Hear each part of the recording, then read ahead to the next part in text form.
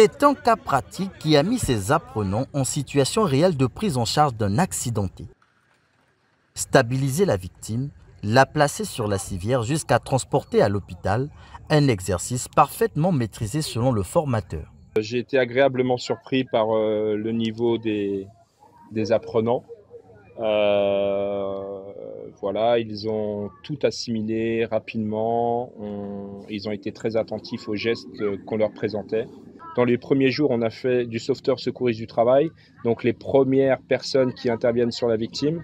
Ensuite, on s'est mis en place du PSE, premier secours en équipe, qui permet d'avoir cette chaîne de survie et ensuite un pôle infirmerie et médecin au niveau de la pépinière et ensuite transféré vers l'hôpital le plus proche qui est ici Ongo. Et donc voilà, la chaîne de survie est bien là, est bien respectée et il faut que ça continue.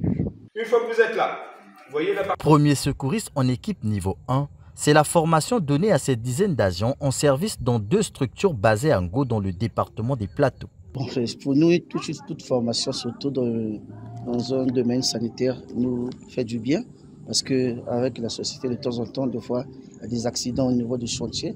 Et le chantier à quelques kilomètres d'ici là, le temps de transporter les malades. Et s'ils ont méthode de la technique pour le transport de malades, ça nous arrange, ça facilite aussi la prise en charge. Déjà pour nous, pour certains, c'était la première fois de recevoir cette formation. Et aujourd'hui, je pense que nous sommes en mesure, tous les stagiaires sommes en mesure de secourir et sauver une vie.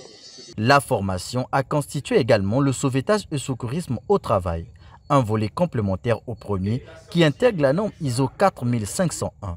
Il s'agit notamment du pose de garrot et de la réanimation manuelle. L'apprentissage des gestes qui sauvent, rendu possible par le groupe Gapol, une société congolaise qui a initié et organisé cette formation.